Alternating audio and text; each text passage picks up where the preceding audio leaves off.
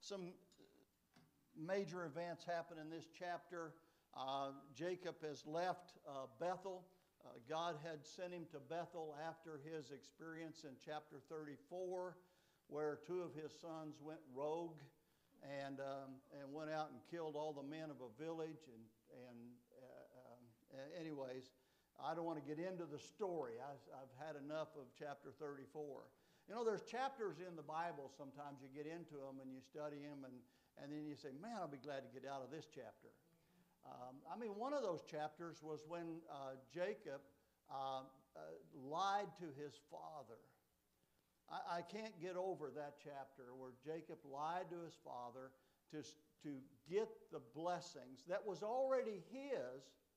It was his, and he would have received it, but he chose to do it. He and his mother chose to do it a different way. And so, anyway, I was glad to get out of that chapter. Now I'm glad to get out of chapter 34. We're in chapter 35, and God has sent him back to Bethel after 30 years. I think, matter of fact, the last time you were here, Earl, we were at Bethel. Matter of fact, you come up and spoke on the town of Luz, and I was thinking about that the other day. Bethel was such an awesome place. And you know what Bethel represents and what it means? The house of God. That's where we are today, the house of God. And it's so many times that in our life, and we watch people leave the church, and their lives begin to go. It's amazing. Every one of you here today, probably that are faithful in church, can think about somebody that you were a friend of or still friends of that left the church, got out at 3 or 4 Sundays, and you know how it is. The first Sunday is your fault. Second Sunday you're trying to find an excuse. The third Sunday it's a preacher's fault or somebody else's fault. And the next thing you know, they're out of church. Their whole family seems to go awry. Everything goes chaos, happens to their life, and they need to get back to church. And church is where God blesses and where God meets with us. God instructs us. And that's what happened with Jacob. And Jacob came back to Bethel in the first part of this chapter. And as he is back in Bethel and God renews the covenant with him. And then God tells him, you are no longer Jacob, you are Israel. And they begin to speak of him as Israel. And Israel, literally the whole family became known as Israel. Has anybody ever heard of Israel? They're in the news a little bit from time to time, and it hasn't changed. It's amazing how you go and people assimilate. You know, you have when you go to take your genealogy, some of you are Scotch-Irish, you're German, and maybe Austrian or Spanish, and then they all assimilate and we become Americans. But a Jew is not an American. They're American, but they're not American Jews. They're Jews that are in America. And they've always been. You can't assimilate them. Now, some have, but there's always that key root of Israel that's still there today. So here in our verses, verse number 16 through 20, it says they journeyed from Bethel. So he's leaving Bethel now. And they went but a little way to come to Ephrath. And Rachel travailed, and she had hard labor. Rachel is such a unique individual in the Bible. Mrs. Todd, Susan's mother, come up to me one service and asked about, she says, what do you think? Was Rachel saved? Did Rachel go to heaven? And when I said, yeah, I believe she did, but I don't have a verse in my mind right now that specifically would indicate that she did. She stole her father's idols. Jacob, and I wrote this letter this week. In the letter, I kind of took it, and I wanted to see if anybody responded back on the letter, because there were some things that might have been controversial in it as I spoke about Rachel. But Rachel was not necessarily God's choice. Leah was. And Leah was unattractive. She wasn't somebody that you would just walk up to on the street if you're a handsome, dapper young man and look at and say, hey, I want to marry her. Well, you know, young men are always wanting to find that most beautiful, voluptuous woman, it seems like, doesn't it? And Jacob, as soon as he hit Panamaran, as soon as he hit there and was at the deal, first thing he did, somebody said, well, there she comes right now. Rachel's coming. I mean, her family, she's coming right now. And he goes over and kisses her. And it was love at first sight, and bam, off they were going, you know. And yet, God's choice was Leah. When Abraham sent his servant to get a wife for Rebekah, the servant went there, fell on his face before God and this well, and he began to pray, and he got very specific in his prayers. He wanted the woman that God would give to Rebekah, and so he prayed that she would have to go and get some water for him, and then also go back down and water his animals. And he had like 10 camels and other things that were there. And this young girl comes out and does all of those things, and he realizes this is the choice that God had made. Jacob just went up there and grabbed the first gal he saw. You know what I'm saying? And so, you know, you look at it, and then she steals her father's idols, and, you know, it's like, oh, man, why did you do that? And she hid him. Now, you don't hide something if it's okay to have them. You know what I'm saying? It's like, okay, the preacher's coming, so let's get all these books off the shelves and let's put the Bible up. You know, the preacher's coming by to eat, so let's take all this, let's get Buddha off and hide Buddha for a while, and then when he leaves, we can put Buddha back. You know, why would you do that? Because he preaches against Buddha. Yeah. Why do you have that stupid thing? Rub its belly? That gives you a lot of feelings, doesn't it? So they journeyed from Bethel, and a little while Rachel has hard labor. And it came to pass, she was in hard labor, that the midwife said unto her, fear not, thou shalt have this son also. The midwife, that's what they had back then. You know, they didn't have doctors and nurses per se.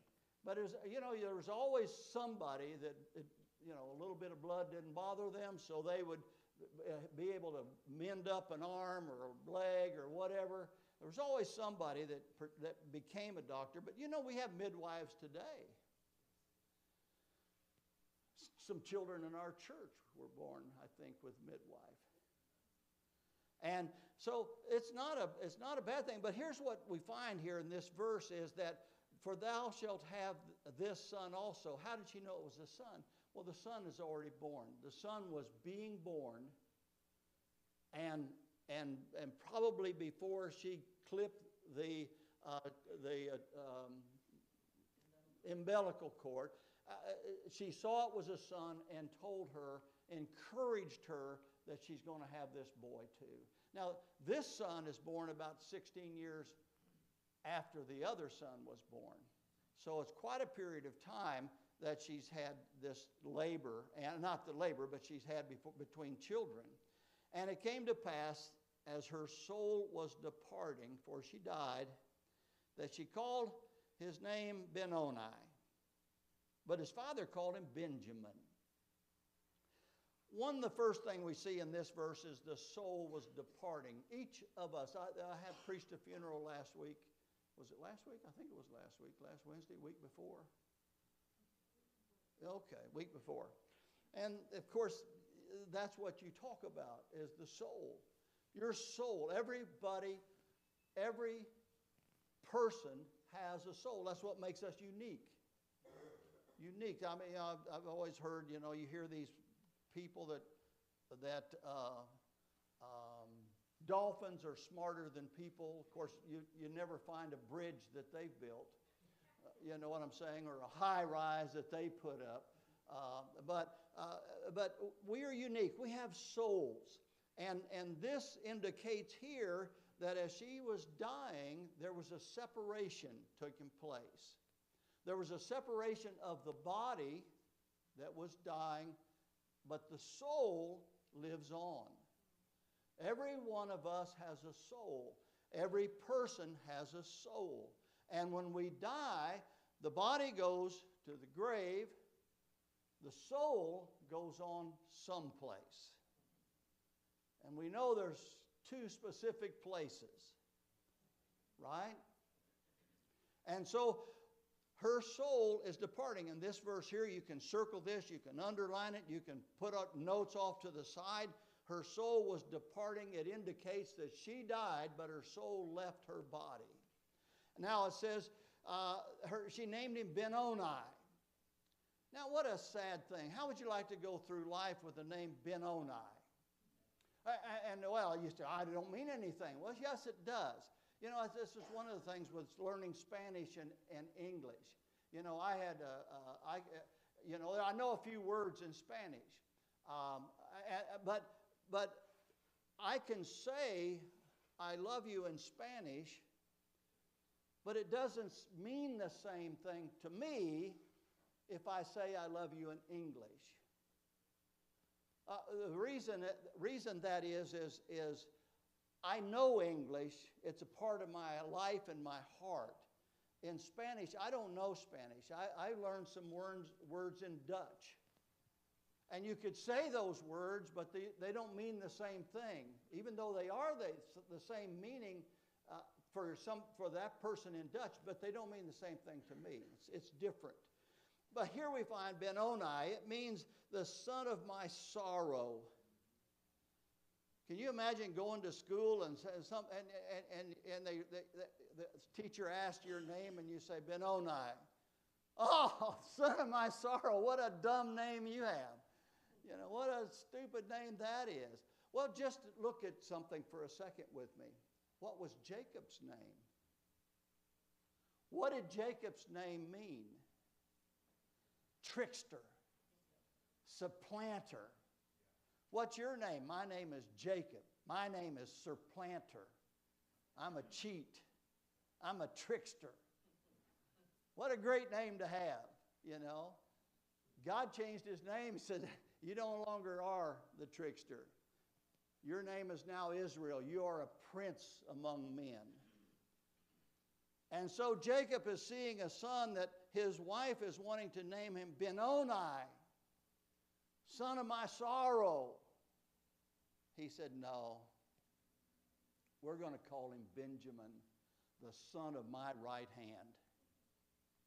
You see the difference? Just a few little things, and yet one is the son of sorrow, the other is the son of my right hand. Jacob loved Benjamin all his life. We see the stories of Benjamin, and eventually, and I won't get into it now, I guess, but Judah is going to step in for Benjamin and say, I'll be a surety for him. And do you know that pretty near all the life of Benjamin, the family, the tribe of Benjamin, Judah took care of them. They were right above Judah in the land that they had, except Judges chapter 20. And that's one of those where, why did they do that? But Benjamin almost got wiped out by their own families because of what they did to a prophet's wife and would not repent. God killed every one of them except for 600 men. And then they had to find why. You can read it in chapter 20. I don't want to get into it. But Benjamin is his name. And he loved Benjamin. Jacob loved Rachel so much. That's where he spent all of his time. The only thing that ever got him over to Leah, it seems like Leah had 4 children right away. She had Reuben, Simeon, Levi, and Judah. And the first, and while in the meantime, Rachel is trying to get him to have a child with her. And the reason why he keeps paying visits to Leah is because she has children. He has to bounce them on his knee. And while he's there, let's have another son. And actually, even the last two, Issachar and Zebulon, even those two happened because Reuben found this mandrake, which was Rachel thinks is an aphrodisiac, and she says, "I will give you my husband for the mandrake." Okay. Leah said, "I'll take him." And he goes on and she has Issachar and Zebulon. Jacob spent his time with Rachel, but when he come home at night, he didn't know where he's going. Which house do I go to today? But here we find that he loved her, and she was very special in his life. And Rachel died and was buried in Ephrath, which is Bethlehem. Now, there is a tomb there about a mile outside of Bethlehem where she is buried. There are differences, and there's a couple scriptures you can read, verse number 19 here that I've written in the notes. There's some places that some say she should have been at Ratha, and another place was just north of Jerusalem. But they have the tomb there, and nobody actually knows other than that's where it is. So Rachel is there. You can go see her tomb. And Jacob set up a pillar upon her grave, a gravestone. That is the pillar of Rachel's grave unto this day. Now, Jacob's sons, verse number 21. And Israel journeyed and spread his tent beyond the tower of Edar. Now, this Tower of Edar is a tower where it was named that because Adar. They named it that because it was a place where you could get up and watch all the sheep. Understand that Jacob had thousands of sheep and cattle and camels and God had blessed him, goats and all of those things. God had blessed him immensely. And it came to pass when Israel dwelt in the land that Reuben, see, here we go again. Reuben went and lay with Bilhah, his father's concubine, and Israel heard it. Now, Reuben thought nobody knew until chapter 49, verses 1 through 4. Papa knew. Papa knew. Why did he do this? Well, one of the Talmud, and it mentions that they believe that Reuben did this to desecrate Bilhah so that Jacob will no longer go to Rachel's tent, but will stay with Leah, his mother. I don't know that. But that's what some of the Jewish writers believe. And it makes sense in that aspect. But what a dumb thing to do. What was Reuben's position in the family? Reuben was the firstborn. So many blessings come with the firstborn. So many blessings. He would have received a double portion. He would have received his portion, and then he would have received the portion as if he was there again. So he would have received two portions of his father's inheritance. The rest would have all received one portion. And he would have also become the spiritual leader for the family. He would have wore the outfit as the spiritual leader of the family. And he would have been the judge of that family and the leader of the family.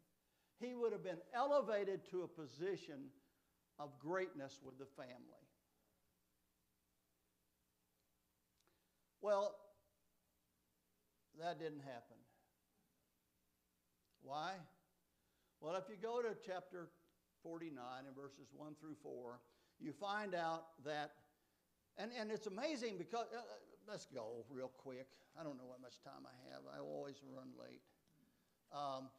But when you go to chapter 49, this is the judgment seat of Jacob. And actually, if you look at it, it's the judgment seat of Christ to some degree. This is how it's going to be. This is something this chapter is very important for us, because this does not tell whether they're going to go to heaven or hell. This is judgment seat. They're all going to heaven. They're all going to be a part of the family. You can't take them away from the family. They're all the family of Israel, but it's going to be about their position in life from now on. And it rings true. And Jacob called unto his sons and said, gather yourselves together, that I may tell you that which shall befall you in the last days. And they gathered themselves together, and Reuben, thou art my firstborn. Don't you know Reuben's puffing up his chest? Look at me. I am strutting in here. I am the firstborn.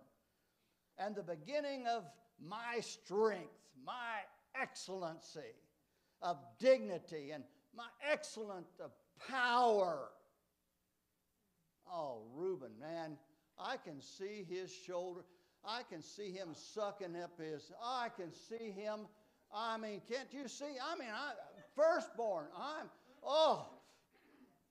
There I am, Dad. Unstable as water. Whoops.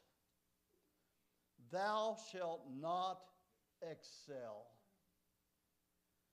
because thou wentest up to thy father's bed, then defilest thou it. He went up to my couch. Those words are kind of like, all the other family is there. Reuben has stepped forward for his blessing. And Papa looks around and says, he went up to my couch. He went up to my couch. It was a secret. This is a secret. Nobody knows. Hey, Jesus knows. At the judgment seat, those things we think that are hidden are going to be revealed. And if it's anything like this, they won't just be revealed to you. Everybody around you is going to hear about it. Now, all of these men did wrongs. We all do wrong. We're all sinners, saved by grace. The difference is, and I'm not going to go through chapter 49 until we get there, but when you do start looking at it, you'll find that people, even like Judah, who messed things up pretty bad by marrying some Canaanite woman and had a couple children. They weren't what God wanted. But Judah repented. That's the difference. He was not judged for his sin. He repented of. And I won't get into that. That's too much. Where am I? Reuben.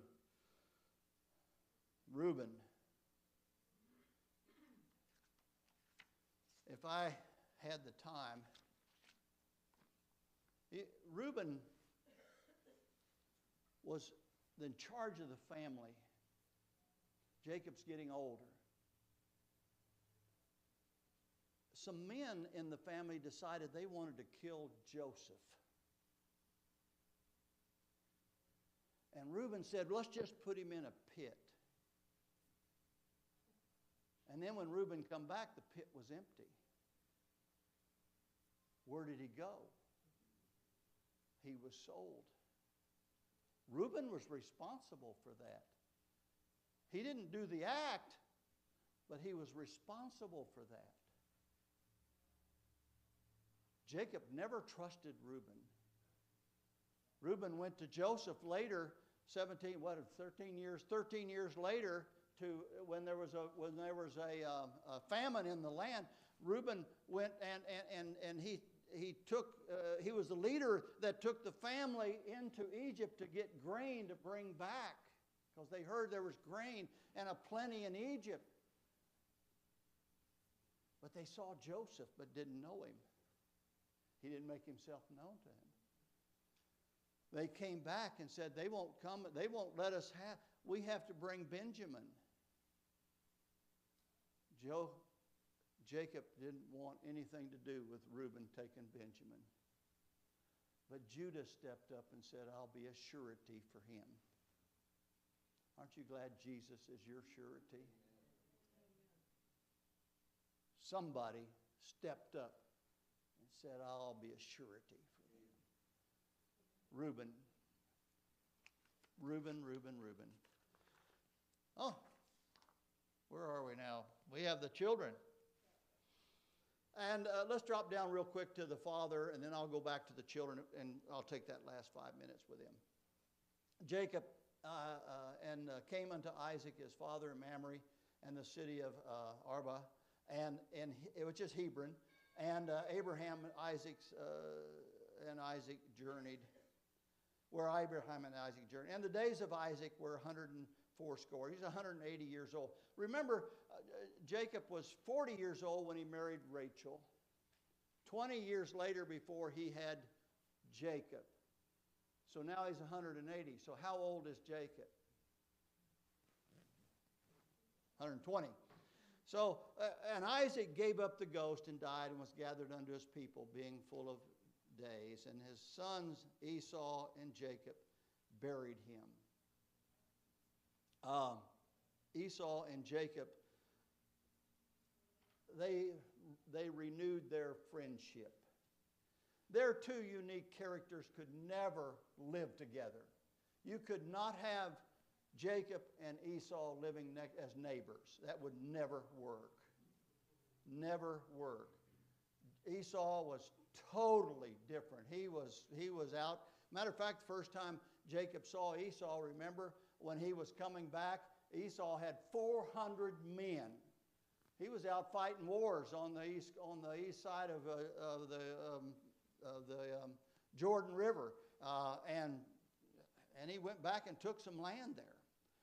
But they buried Isaac. Those are the three patriarchs that are all buried in the same tomb in Machpelah. Abraham buried Sarah, and then Abraham was buried there. Then Isaac and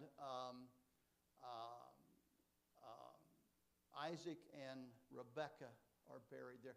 By the way, we mentioned last week about Deborah. Remember Deborah, Rachel's nurse?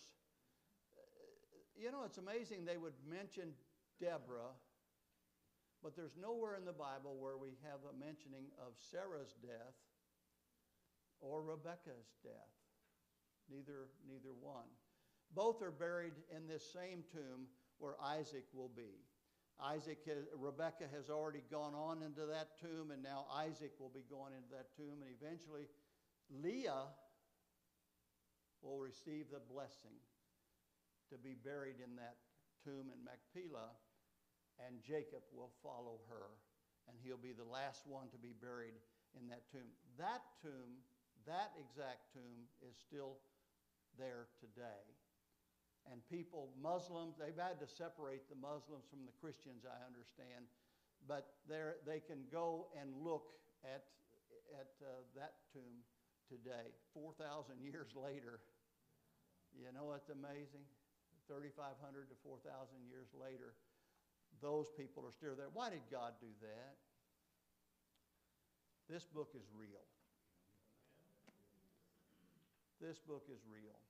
Don't you ever forget. Don't you ever let anybody. And the devil is doing his best to change this thing, to make everybody question, is it real? Which one is real? Which one of the 400 Bibles is the real Bible? The children, Reuben. Well, you have the notes. I don't have time because Charlie's going to ring a bell. But you have Reuben, and I'll just use their first initial. Reuben, Simeon, Levi, and Judah. Simeon and Levi and Reuben were knocked out of first place because of these men killed a bunch, and this man had, he did something bad. And then Judah, and this will be the one that gets the inheritance of sovereignty The scepter shall not depart Judah, nor a lawgiver from between his feet until Shiloh come, and unto him shall the gathering of the people be. Genesis 49:10. Then you had Bilhah's kids was Dan and Naphtali. Then you had Leah's, which was Gad and Asher. And then you had, Asher. If you read about Asher in there, Asher, you don't hear much about. Anyway, I can't get into it too much. But he was rich. Jacob gave him riches. And they settled in up around Lebanon. Then you had Issachar, and then you had Zebulun. And then you had Joseph, and then you had Benjamin. And with Joseph, we had Ephraim, and we had Manasseh. And these were adopted into the family, which made the family 13, not 12. What's going to change? Who can tell me real quick? Charlie's headed the door. Real quick. Levi. Levi will be taken out of the property owner because of his sin. He won't be able to receive any property. He will be taken. He is getting the blessing of being a preacher. and there be spread out throughout the land. Thank you for coming. Let's pray. Father, thank you for today. God, what a blessing it is to serve you. And God, I just pray you'll bless these wonderful people. And Father, I pray you'll bless Matthew as he brings a message this morning. Empower him in a very special way. Bless our church, Lord. Thank you for the revival we're experiencing now, Lord, with the excitement of the people. I pray that you'll use our church to be a lighthouse in this community.